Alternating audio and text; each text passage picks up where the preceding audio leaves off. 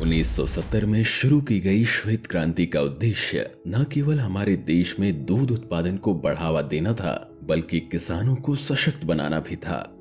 पिछले 15 वर्षों से भारत विश्व स्तर पर दूध के सबसे बड़े उत्पादक के रूप में खड़ा है, लेकिन प्रति गाय आज भी हमारा उत्पादन अन्य देशों की तुलना में काफी कम है।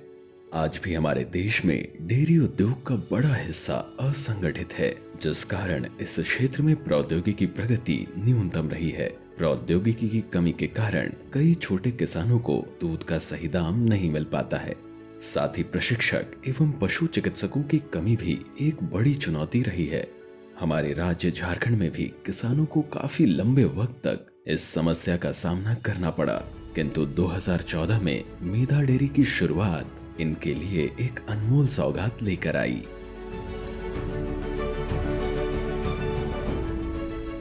झारखंड में दुधारू पशुओं की सभी श्रेणियों में दूध का उत्पादन उनकी आनुवंशिक क्षमता से काफी कम पाया जाता है। इसका कारण कमजोर प्रबंधन पद्धतियां, अपर्याप्त भोजन और कमजोर स्वास्थ्य स्थिति हो सकती है।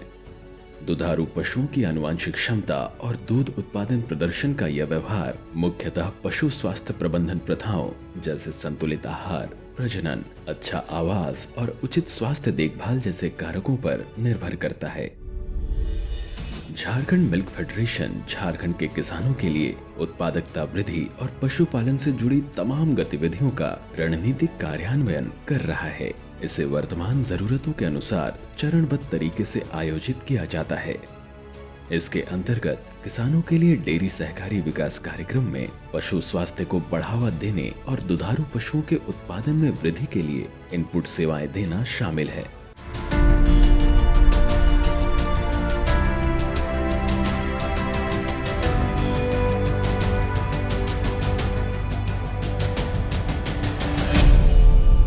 गाय पालन हमको अच्छा लगा और इसको मैंने 2016 में शुरू किया। उस टाइम मैंने मेधा से स्टार्टिंग पॉइंट में पता नहीं था, लेकिन काफ़ी दिक्कत हुआ हमको दूध बेचने के लिए। दूध बेचने से ज़्यादा प्रॉब्लम हुआ उससे पैसा लेने के लिए। जब मैंने मेधा के विषय में जाने और मेधा से मैंने जुड़ा, उसके बाद में कोई दिक्कत नहीं हुआ। वहाँ से हमको काफ़ी सपोर्ट मिला।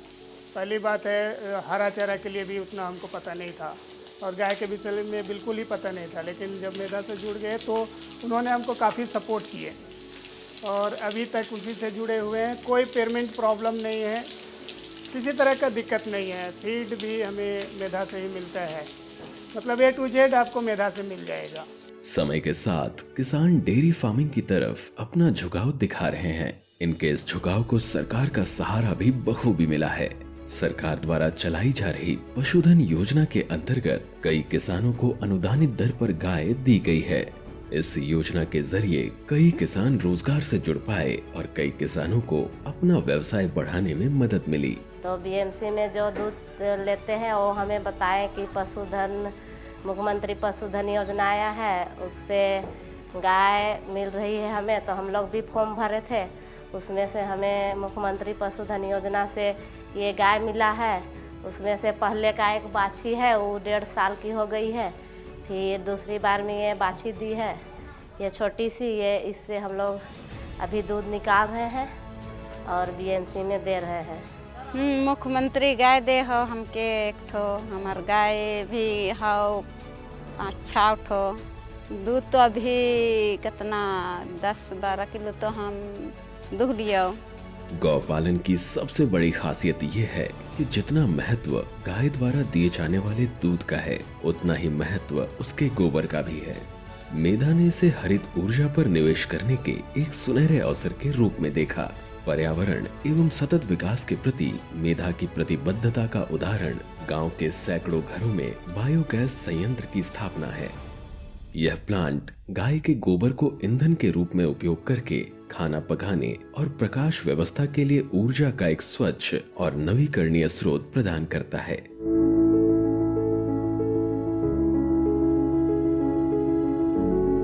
जी, बायोगैस मिले हुए हैं, उससे हम लकड़ी का बचत हो रहा है, धुआं से हम बच रहे हैं, हमको कुछ सुविधा भी हो रहे हैं, इससे कुछ लाभ हो रहा है। खाद जार मेरा जार है, इसमें डाल रहे हैं, वो खाद बन रहा है, उसमें भी हम बेच रहे हैं, उसको फिर निकाल के बेच रहे हैं, तो उसमें फिर हमको लाभ हो रहा है, पैसा कुछ बहुत आ रहा है। फिर इसे बाल बुतरू हम लोग 4 आदमी का परिवार का बन रहा है खाना इसमें, और दोनों टाइम खाना बनाते हैं, कभी दोपहर भी बनता है, फिर भी चल रहा है। अभी लाइट से नहीं जलाते हैं, अभी लाइट से नहीं चलता है, इसी से चलता है, इसलिए हम लाइट नहीं फिटाते हैं। इस बायोगैस प्लांट से उपोत्पाद के रूप में जो स्लरी उत्पन्न होता है उसे मेधा द्वारा निर्धारित दर पर किसानों से खरीदा जाता है और फिर इस स्लरी का इस्तेमाल जैविक खाद के निर्माण हेतु किया जाता है।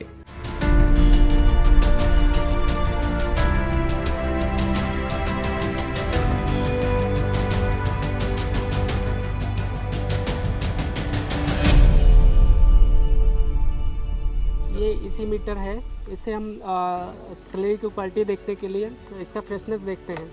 तो इसी मीटर हमारा 4 से 10 रीडिंग होता है। मिनिमम क्वालिटी हम 4 से वेब लेते हैं और 10 से बिलो लेते हैं। तो ये जो है उसके फ्रेशनेस ये बताता है गोबर का।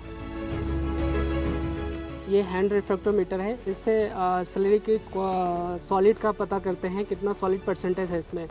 इसमें 0 से 10 तक रीडिंग होती है, तो मिनिमम हम 1.7 से मोर देन लेते हैं, इसका हम पता करते हैं।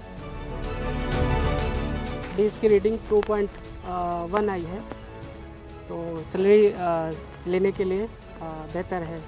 इस स्लरी को मेधा के टैंकर द्वारा खाद प्रबंधन संयंत्र लाया जाता है। यहाँ सर्वप्रथम मशीन की मदद से ठोस और तरल पदार्थ को अलग किया जाता है और फिर इसके बाद जैविक खाद में बदल दिया जाता है। बेसिकली हमने किसानों को 100 किसानों को गोबर गैस प्लांट दिया है और उस गोबर गैस प्लांट से उनके घर के ईंधन का खपत का खर्च निकलता है और उसका बाई प्रोडक्ट होता है स्लरी।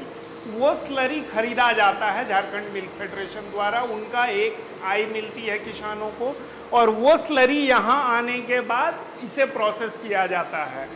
इसे प्रोसेस के दौरान बेसिकली 2 टुकड़ों में सॉलिड और लिक्विड को अलग अलग किया जाता है। सॉलिड पार्ट जो होता है वो किसानों के खाद के लिए उनके लिए एक फास्फोरस रिच ऑर्गेनिक मैन्योर बनाया जाता है जो किसान खेतों में यूज़ करते हैं। इसका बहुत अच्छा रिजल्ट होता है जो हम आगे देखेंगे।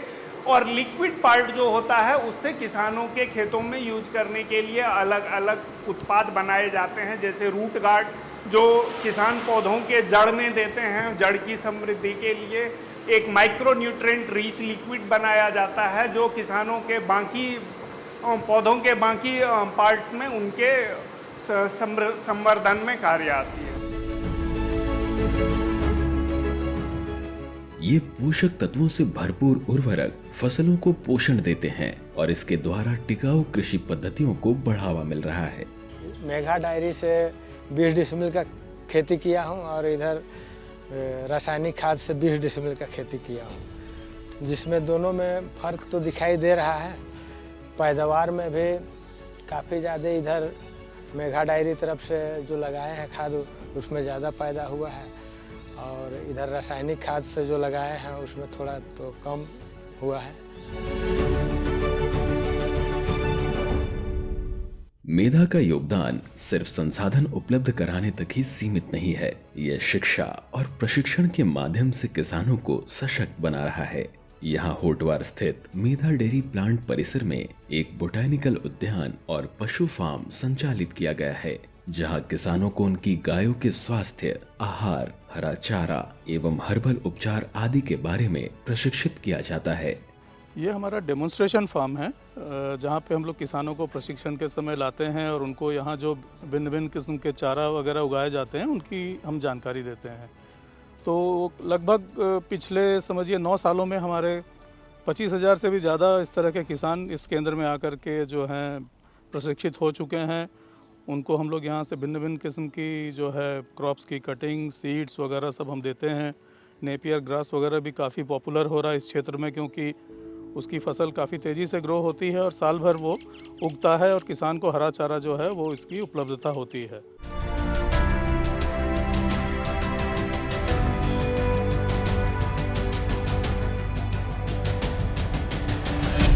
मेधा द्वारा समय समय पर किसानों को ट्रेनिंग्स दी जाती है, जिसमें कि ह्यूमंस के साथ साथ एनिमल्स की अगर कोई भी हेल्थ से रिलेटेड इशू है तो हम नेचुरली उसको कैसे क्योर कर सकते हैं, क्या कुछ प्लान्स हम इस्तेमाल कर सकते हैं, उससे रिलेटेड उसमें इन्हें जानकारी दी जाती है। हम उसी वाटिका में उपस्थित हैं। ये जो वाटिका है यहाँ पर मेधा द्वारा लगभग 80 वैरायटीज़ ऑफ प्लांट्स लगाए गए हैं। सिर्फ तुलसी के यहाँ पे 8 से 9 स्पीशीज़ हैं। उसके अलावा लेमन ग्रास, रोज़मेरी, कैक्टस।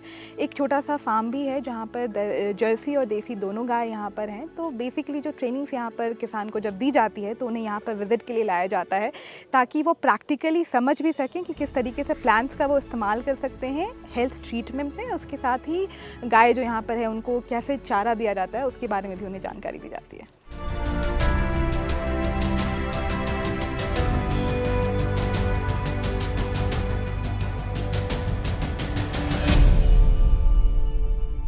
मेधा डेयरी किसानों को दूध की गुणवत्ता में सुधार और उत्पादकता बढ़ाने के बारे में भी सिखाती है। किसानों को दुधारू पशुओं की देखभाल, स्वच्छता और प्रजनन तकनीकों के सर्वोत्तम तरीकों के बारे में बताया जाता है, जिससे वे बेहतर दुग्ध उत्पादन और बढ़ी हुई लाभप्रदता के लिए अपने पशु फार्मों को अनुकूलित कर सकें। प्रशिक्षण का विभाग हमारा मुख्यतः इनके घरों गाँव में जा कर के जहाँ पर कि हम लोग फील्ड लेवल ट्रेनिंग कराते हैं, उस पे इन लोगों को हम पशुपालन में स्वच्छ दूध उत्पादन क्या है, उसकी उपयोगिता क्या है, महिलाओं की भागीदारी दूध के उत्पादन में किस तरह से हम कर सकते हैं, महिला जागरूकता प्रोग्राम के तहत उनको प्रशिक्षित किया जाता है। झारखंड के दूध उत्पादकों के लिए लगातार जो है ट्रेनिंग प्रोग्राम करते रहती है। इसमें जो है किसानों को मॉडर्न डेयरी फार्मिंग के बारे में जानकारी दिया जाता है, जिससे किसान प्रशिक्षण लेके जो उसके पास उपलब्ध गाय होता है उसी से वो ज़्यादा दूध और गुणवत्ता वाला दूध उत्पन्न करती है, जिससे कि किसानों को ज़्यादा मुनाफा होता है। हम लोग यहाँ पे समय समय पर ट्रेनिंग्स करवाते रहते हैं किसानों का, जिससे कि उनकी उत्पादकता में वृद्धि हो सके और उनका लाभांश बढ़ सके।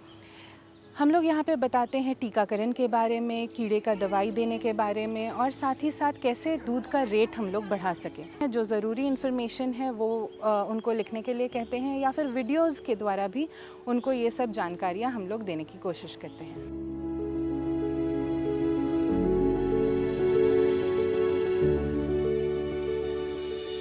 और यहाँ देखे कि गाय सबको कैसे रखना है, स्वस्थ कैसे रहेगी गाय, दूध कैसे बढ़ाएगी, हम लोग दूध को कैसे बढ़ा सकते हैं और दूध का बढ़ेगा तो हम लोग का पैसा भी बढ़ेगा, हम लोग को पैसा भी अच्छा खासा मिल रहा है और हम लोग कैसे इसको चारा खिलाएंगे, ये सब का सारा चीज़।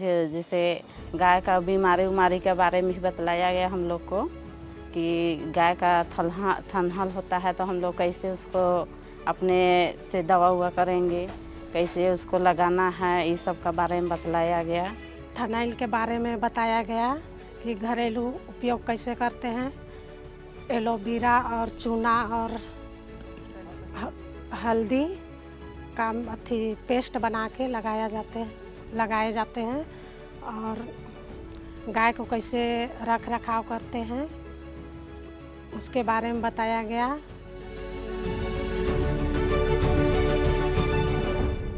अपने से सबको संगठन करके गांव वाला समिति वाला को जुटा के हम मेधा डेयरी से जुड़े और उसमें हम सब कुछ ही करके फिर अपना अथी से हट्ठा खट्ठा से हम दूध अभी बीएमसी एमपीपी खोल के ढंग से हम दूध चला रहे हैं और हमको 90% अभी फायदा हो रहा है और गाय को ढंग से खर खिलाव कर रहे हैं। अच्छा तरीके से मेरा घर द्वार चल रहा है।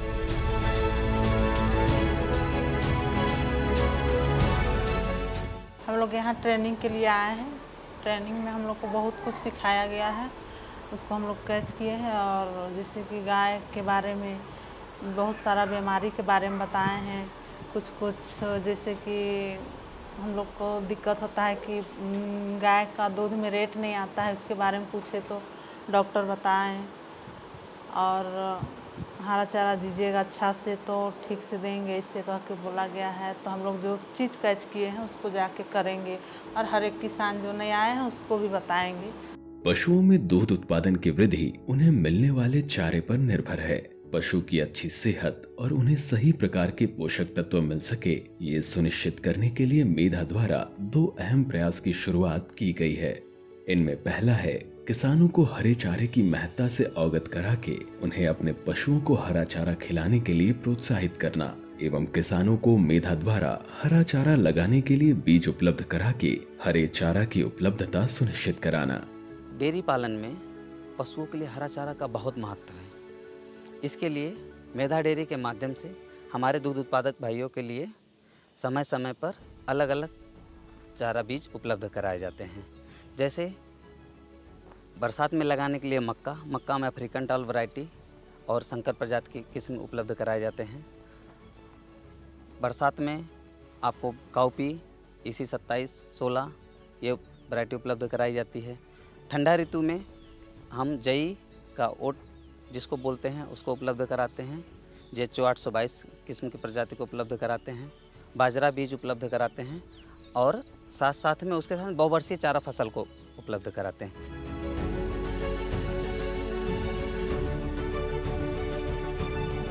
ये मेरा अमृत गड्ढा है जिसमें मैंने जितना भी गाय सब धोया हुआ पानी और उनका पेशाब हो या जो भी हो वेस्टेज पानी भी इसमें आता है।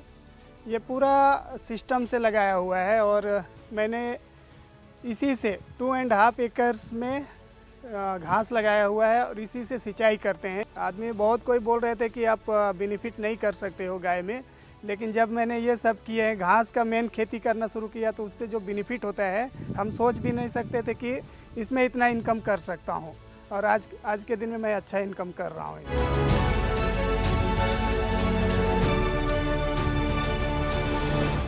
पशुओं में दूध की उत्पादकता बढ़ सके इसके लिए उन्हें सही मिनरल्स मिलना काफी अहम है। इसके लिए मेधा द्वारा खनिज मिश्रण संयंत्र की स्थापना की गई। यहाँ आहार उत्पाद तैयार किया जाता है जिनमें आवश्यक खनिज होती हैं, जो गायों की प्रतिरक्षा प्रणाली को मजबूत करती हैं और उनके समग्र स्वास्थ्य को बढ़ावा देती हैं। ये हमारा कैटल फीड प्लांट है।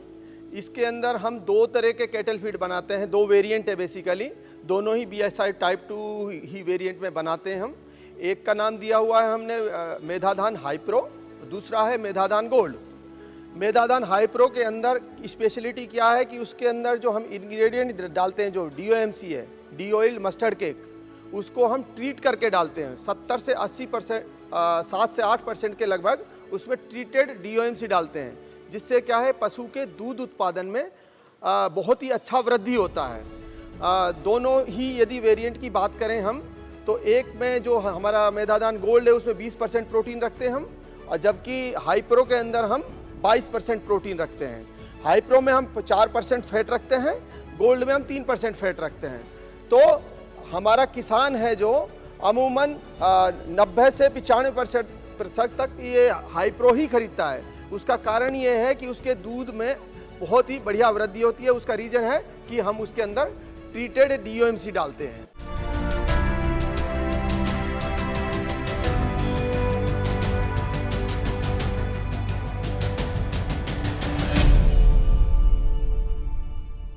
ये झारखंड मिल्क फेडरेशन का बाईपास प्रोटीन प्लांट है, जिसमें 2 साइलोबिन लगे हुए हैं, जिनका टोटल कैपेसिटी रहता है 25-25 टन का है, लेकिन उसको हम फिल करते हैं 21-21 टन पर, क्योंकि उसके ऊपर एजिटेटर लगा रहता है। यदि किसी चीज़ को हम एकदम फिल कर देंगे तो उसमें कोई चीज़ घूमेगी जो मशीनरी, उस पर जो ज़्यादा जोर पड़ता है। इसके अंदर हम बेसिकली जो हम कैटल फीड बनाते हैं, जो हाई प्रो हमारा जो वेरिएंट है, उसके अंदर बाईपास प्रोटीन DOMC डालते हैं ट्रीटेड। इसको हम जो DOMC आता है, डी ऑयल मस्टर्ड केक, उसको इसके अंदर डाला जाता है, उसको ग्राइंड किया जाता है, उसके अंदर लगभग 1.5% फॉर्मेल्डिहाइड मिलाया जाता है और उसको बीन्स के अंदर 7 दिन के लिए एयर टाइट पैक कर देते हैं। उसको एयर टाइट पैक करने से क्या है, जो उसका प्रोटीन रहता है उसके ऊपर फॉर्मेल्डिहाइड की कोटिंग हो जाती है। तो इसका मकसद यही है कि हम उसको जो प्रोटीन है केक्स के अंदर, उसकी बाईपासेबिलिटी बढ़ा देते हैं, जिससे लगभग 20 से 25% तक उसकी एब्जॉर्प्शन पावर बढ़ जाती है। और उसके अनुसार ही लगभग वैज्ञानिकों ने देखा है, इसको यदि खिलाते हैं और बिना ट्रीटेड और ट्रीटेड को लगभग 20 से 25% उसमें दूध में के उत्पादन में वृद्धि हो जाती है।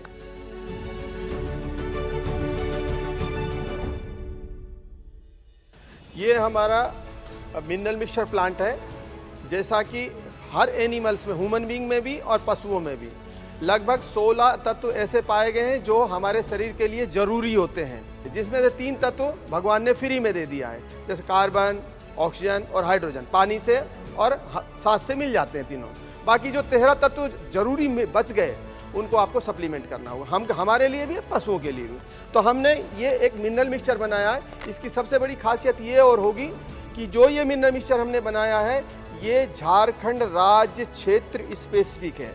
इसको झारखंड राज्य क्षेत्र स्पेसिफिक क्यों कहते हैं हम?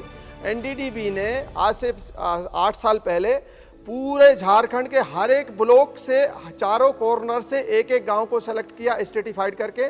उसका हर गांव से जाके चारों कोनों से जो पशुओं को खिलाया जाता है, साथ में मिट्टी का सैंपल और पशुओं के खून का सैंपल लिया, उसको अपनी लेबोरेटरी में टेस्ट किया। उस सारे सैंपलों का एक एवरेज निकाला तो ये पाया गया कि झारखंड की भूमि में लोहा ज़्यादा है, आयरन ज़्यादा है, जिंक ज़्यादा है। और दूसरी तरफ यदि देखें हैं आयरन और मैग्नीज ज़्यादा है, दूसरी तरफ देखें तो कॉपर और जिंक कम पाया गया। तो हमें आयरन की ज़रूरत नहीं है यहाँ पर, हमारी ज़मीन में ऑलरेडी आयरन ज़्यादा है, मैग्नीज ज़्यादा है। तो आप इसमें देखेंगे हमने इसमें मिनरल मिक्सचर में आयरन डाला नहीं है, मैग्नीज डाला नहीं है। लेकिन दूसरी तरफ जो कॉपर और जिंक की जिसकी कमी है यहाँ पर, उसकी मात्रा जो नेशनल एवरेज है उससे ज़्यादा बढ़ा दी गई है।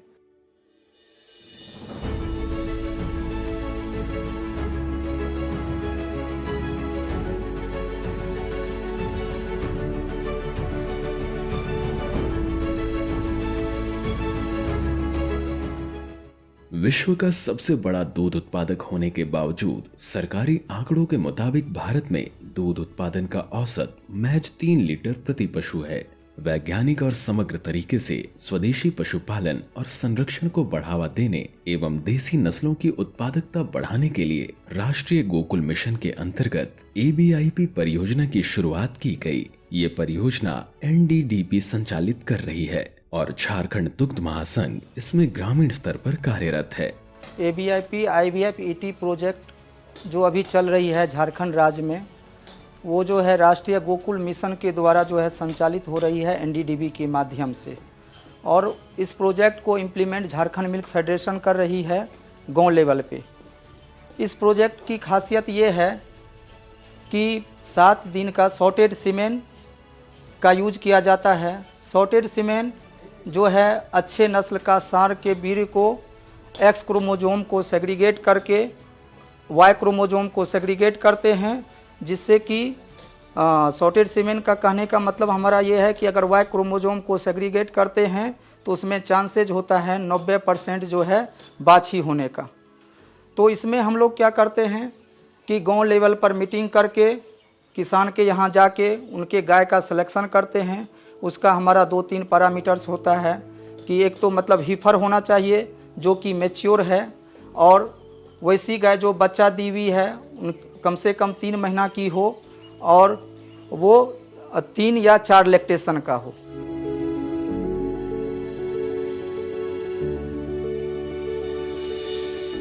मिल्क फेडरेशन से डॉक्टर आए थे, हम लोग को मीटिंग के माध्यम से जानकारी दिए कि इस योजना के बारे में, जैसे कि किसानों को कितना अंशदान हो, कितना ये सरकार की तरफ से है और क्या इसमें बचत हो, लाभ हो, इसके बारे में।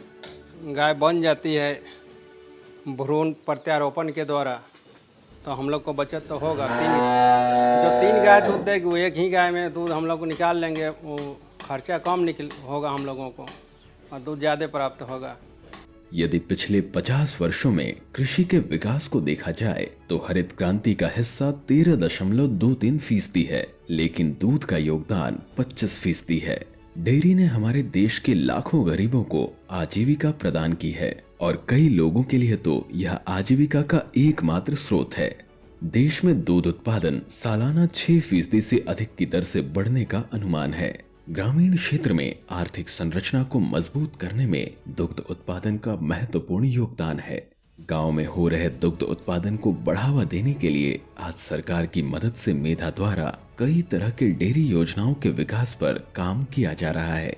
ग्रामीण बड़े पैमाने पर दूध का उत्पादन करने में सक्षम है और आने वाले वक्त में यह प्रयास झारखंड में किसानों को सशक्त करने एवं राज्य में डेयरी उद्योग की जड़ों को मजबूत करने में मील का पत्थर साबित होगा।